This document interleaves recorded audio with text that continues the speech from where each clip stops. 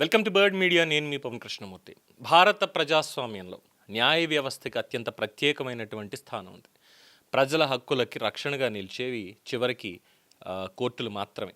ప్రజలు కూడా ఆశ్రయించేది కోర్టుల్ని.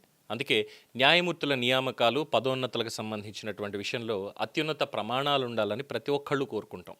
అందరూ కోరుకునేది కూడా అదే. అలాంటి సమయంలో సుప్రీంకోర్టు న్యాయమూర్తి జస్టిస్ ఉజ్జాల్ భూయాన్ చేసినటువంటి వ్యాఖ్యలు ఇప్పుడు చర్చకి దారితీశాయి. జడ్జిల యొక్క నియామకాలు, బదిలీలు, పదోన్నతులు ఈ విషయంలో కొలీజియం అనుసరిస్తున్నటువంటి విధానంలో మరింత ట్రాన్స్పరెన్సీ అంటే పారదర్శకత అవసరం అని చెప్పి ఆయన అభిప్రాయపడ్డారు.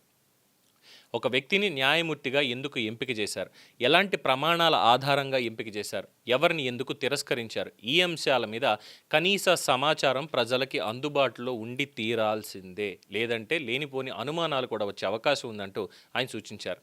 అయితే ఇక్కడ ప్రశ్న కొలీజియం వ్యవస్థపైనే తప్ప న్యాయ వ్యవస్థ గౌరవం మీద కానే కాదు. ప్రశ్నించడం తప్పులేదు, సద్విమర్శ చేయొచ్చు, అలాగే సహేతుకంగా ప్రశ్నించవచ్చు. ఇక్కడ ఈ విషయాన్ని స్పష్టంగా అర్థం చేసుకోవాలి. అంటే న్యాయ వ్యవస్థ స్వతంత్రంగా ఉండడం ఎంత ముఖ్యమో అదే సమయంలో ప్రజలకి జవాబుదారీతనం ఉండడం కూడా అంతకంటే ఎక్కువ ముఖ్యం. ఇక్కడ కొలీజియం వ్యవస్థ ఉద్దేశం రాజకీయ జోక్యం లేకుండా న్యాయమూర్తుల ఎంపిక అనేది జరగడం. కానీ స్వతంత్రతతో పాటు పారదర్శకత కూడా ఉంటేనే ప్రజల్లో మరింత నమ్మకం పెరుగుతుంది.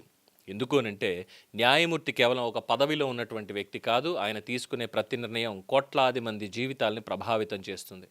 అలాంటి వ్యక్తుల ఎంపిక ప్రక్రియ మీద సహజంగానే ప్రజలకు ఆసక్తి ఉంటుంది. ఎందుకు అనంటే వాళ్ళకి కావలసినటువంటి నాయకుడిని ప్రజలు ప్రత్యక్షంగా ఎన్నికల్లో ఓటు ద్వారా ఎన్నుకుంటారు. కానీ వాళ్ళకి న్యాయం చేసేటువంటి న్యాయమూర్తిని ఎన్నుకునేటువంటి హక్కు ప్రజలకి లేదు కదా.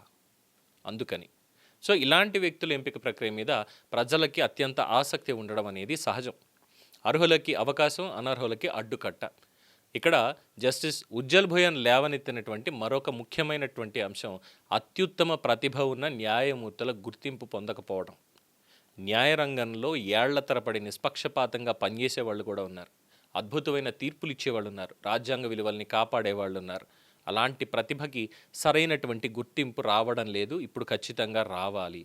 అదే సమయంలో రాజ్యాంగ స్ఫూర్తికి విరుద్ధంగా మాట్లాడే వ్యక్తులు కీలక స్థానాలకు చేరకుండా వ్యవస్థలో సరైనటువంటి పరిశీలన కూడా ఉండాలి. ఇది వ్యక్తుల మీద చేసేటువంటి విమర్శ కాదు, ఈ వ్యవస్థని మరింత బలోపేతం చేసేటువంటి అవసరం. ఇక్కడ న్యాయమూర్తుల వ్యాఖ్యలు కూడా ఎందుకు చర్చలోకి వస్తున్నాయి అన్న ప్రశ్న వస్తుంది. ఇటీవల కాలంలో కొందరు న్యాయమూర్తుల వ్యాఖ్యలు వివాదాలకు దారితీశాయి. న్యాయమూర్తులు వ్యక్తిగత అభిప్రాయాలు కలిగి ఉండొచ్చు, కానీ వాళ్ళు మాట్లాడే ప్రతి మాటకి ఒక ప్రత్యేకమైనటువంటి వెయిటేజ్ ఉంటుంది. ఎందుకంటే ప్రజలు వాళ్ళని కేవలం ఒక వ్యక్తిగా చూడరు, రాజ్యాంగాన్ని కాపాడే వ్యవస్థలో భాగంగా చూస్తారు. అందుకే న్యాయమూర్తుల వ్యాఖ్యలు కూడా రాజ్యాంగ విలువలు, సమానత్వ సూత్రాలకి అనుగుణంగానే ఉండాలి అనే అభిప్రాయం ఇక్కడ వ్యక్తమవుతుంది. ఇక్కడ ప్రజల నమ్మకమే న్యాయ వ్యవస్థకి అతిపెద్ద బలం. కోర్టుల మీద ప్రజలకున్న నమ్మకం కొన్ని ఏళ్ల నుంచి తరబడి నిర్మించబడింది. ఆ నమ్మకాన్ని మరింత బలపరచాలి అంటే ఈ నియామకాల ప్రక్రియలో స్పష్టత అనేది ఉండాలి. ఎంపిక ప్రమాణాలు అందరికీ అర్థమయ్యేలా ఉండాలి. వాళ్ళని ఎలా ఎంపిక చేస్తున్నారు, వాళ్ళ అర్హతలు ఏంటి, పోనీ వాళ్ళకి ఏమైనా రికమెండేషన్స్ వచ్చాయో, ఇస్తే ఎవరు ఇచ్చారు ఏంటి, ఇవన్నీ కూడా. అలాగే తీర్పుల మీద విమర్శలు వచ్చినప్పుడు చర్చకు ఒక అవకాశం కూడా ఉండి తీరాల్సిందే. అదే సమయంలో న్యాయ వ్యవస్థ స్వతంత్రతని కూడా కాపాడాలి. ఎవరు దాన్ని ట్రెస్పాస్ చేయడానికి వీల్లేదు. ఇక్కడ న్యాయ వ్యవస్థపై విమర్శ చేయడం అంటే న్యాయ వ్యవస్థని బలహీనపరచడం కాదు. ప్రజాస్వామ్యంలో బలమైనటువంటి వ్యవస్థలు కూడా నిరంతర ఆత్మ పరిశీలన చేసుకుంటేనే మరింత బలపడతాయి. ఇక్కడ జస్టిస్ ఉజ్జల్ భూయాన్ వ్యాఖ్యల అసలు ఉద్దేశం కూడా ఇదే ఉంది. న్యాయం చేసే వ్యవస్థ మీద ప్రజలకి మరింత నమ్మకం రావాలంటే ఆ వ్యవస్థ పని చేసే విధానం కూడా ప్రజలకి స్పష్టంగా కనిపించాలి. స్వతంత్రతకి తోడు ఆ పారదర్శకత ఉంటేనే న్యాయ వ్యవస్థ గౌరవం మరింత పెరుగుతుంది. ప్రజలకి న్యాయం మీద నమ్మకం కూడా ఇంకా ఎక్కువగా కలుగుతుంది. మరి ఉజ్జల్ భూయాన్ అన్నటువంటి దాని మీద మీ అభిప్రాయం తెలియచేయండి. చూస్తూనే ఉండండి ది బర్డ్ మీడియా. ఈ వీడియో మీకు నచ్చినట్లయితే లైక్ చేయండి, షేర్ చేయండి, సబ్స్క్రైబ్ చేయండి. మరిన్ని అప్డేట్ల కోసం మా వాట్సాప్ ఛానల్ను ఫాలో చేయండి.